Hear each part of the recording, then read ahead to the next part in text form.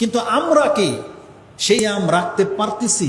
যেই সিয়াম আমাদেরকে মুত্তাকি বানাবে, যেই সিয়াম আমাদেরকে জান্নাত এনে দেবে, যেই সিয়াম আমাদেরকে জাহান্নাম থেকে বাঁচাবে, যেই সিয়ামের প্রাইজ আমরা স্বয়ং আল্লাহর কাছ থেকে নেব, আমরা কি ওই মানের সিয়াম রাখতে পারলাম কিনা এটা দেখার বিষয়।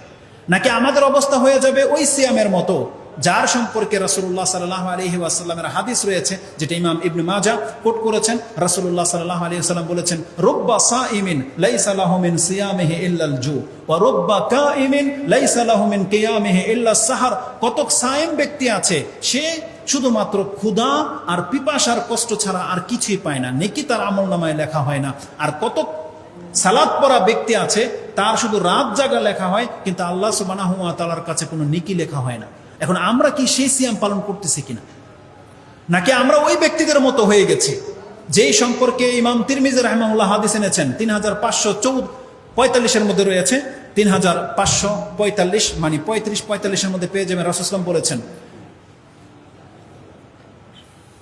রাগিমা আনফু রাজুলিন দাখালা আলাইহি শাহরু রমাদান সুম্মা সালাখা ক্বাবলা আইয়ুগফার লা। ওই ব্যক্তি লাঞ্ছিত হোক যেই ব্যক্তি রমজান মাস পেল আবার চলে গেল, কিন্তু তার গুনাহ খাতাকে মাফ করা হলো না, তার পাপই থেকে গেছে। রাসূলুল্লাহ সাল্লাল্লাহু আলাইহি ওয়াসাল্লাম বলেছেন এই ব্যক্তি ধ্বংস হোক।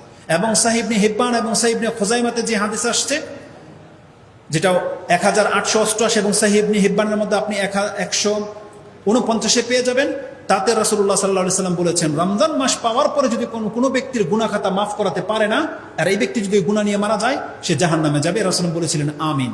ওই হাদিস আপনারা জানেন। তো আমার সময় শেষ হয়ে গেছে। আমি যেই জিনিসটা আপনাকে দেখাতে চেয়েছি, সিয়াম অনেক বড় একটা উপকার করতে পারে, উপকৃত একটা আমল, কিন্তু এটাকে হেফাজত করতে হবে। দুইটা কথা, কয়েক সেকেন্ড লাগবে, চমৎকার দুইটা কথা। মুসান্নাফ ইবনে আবি শাইবা 1888 একটা আসার নিয়ে এসেছেন আবু হুরায়রা রাদিয়াল্লাহু তাআলা সম্পর্কে। তিনি বলেন, আন্না আবু হুরায়রা ওয়া আসহাবুহু কানু ইযা সামু জালাসু ফিল মসজিদ। আবু হুরায়রা এবং তার সঙ্গীরা যখন সিয়াম রেখে নিতেন, কোনোদিন ফরজ সিয়াম নয়, কোনোদিন যদি সিয়াম রেখে নিতেন, সে মসজিদে অবস্থান করতেন, তার সঙ্গীরা সহ মসজিদে থাকতেন। কেন? তারা বলতেন, ও কালু নুতাহহিরু সিয়ামানা, আমরা আমাদের সিয়ামকে পবিত্র রাখার জন্য মসজিদে বসে আছি, মসজিদ থেকে বের হই না। চিন্তা করা যায়, আজ থেকে 1400 বছর আগে এমন কি ফিতনা ছিল? আমাদের মতো উন্মুক্ত মা বোনরা ছিল না, বেপরদা ছিল না, আমাদের মতো হাইপার মার্কেট ছিল না, ইন্টারনেট ছিল না, দুর্নীতি ছিল না, মিথ্যা ব্যবসা ছিল না, রংতামশা ছিল না। এমন কি ছিল যে বাইরে গেলে তাদের সিয়াম অপবিত্র হয়ে যাওয়ার ভয় করতেন, তারা মসজিদে অবস্থান করতেন? কি ছিল এমন? আর আমরা মাঠে ঘাটে রাস্তাঘাট সব জায়গায় বিচরণ করতেছি, কিন্তু আমরা বলতেছি আমরা সায়েম। আমাদের যে সিয়াম, এটা কি আমাদেরকে সেই প্রাইজ এনে দিতে পারে যে প্রাইজটা সালাফরা পাবে? সর্বোপরি সর্বশেষ আরেকটা কথা, আরেকজন সালাফ বলেছেন, আমাদের অতীতে যারা সৎ লোকেরা চলে গেছে, যাদেরকে আমরা অনুসরণ করি বলে দাবি করি, তাদের চরিত্র কি ছিলেন জানেন? একজন বিজ্ঞ আলেম বলতেছেন, ওয়া কানা সালাফ ইয়াহযারুনা মিন ফালাতাতিল লিসান ফি গায়রি সাওমিহিম।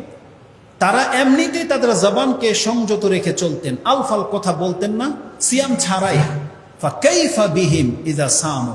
একবার চিন্তা করে দেখেন, ওই ব্যক্তিরা যারা সাধারণ অবস্থায় মুখের মধ্যে কোনো আলফাল কথা উচ্চারণ করতেন না, তাদের জবানকে লাগু থেকে বাঁচিয়ে রাখতেন, ওই ব্যক্তিরা, ওই মুসলিমরা, তাদের আচরণটা কেমন হতো?